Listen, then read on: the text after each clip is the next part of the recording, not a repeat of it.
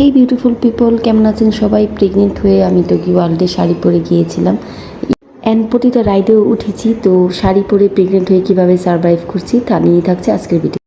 এই পর্যন্ত short short অনেক ভিডিও ছাড়া হয়েছে, তো সব রাইড আমি এখানে অ্যাড করছি না, তাহলে ভিডিওটা অনেক বড় হয়ে যাবে।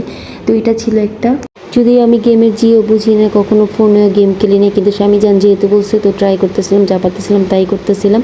তারপর আমরা এদের জাম্পিং জোন গেলাম, ঢুকলাম। তো জাম্পিং জোনে আমার খেলতে খেলতে শাড়ি একদম খুলে যাচ্ছিলো।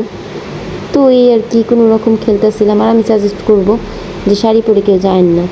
তারপর এটাতে আমি বসে শাড়ি পরে আমার অনেক অকওয়ার্ড লাগছে, কিন্তু কি করার, সবাই আমার দিকে তাকায় ছিল যে শাড়ি পরে হয়তো ফার্স্ট টাইমে আমি গেছি।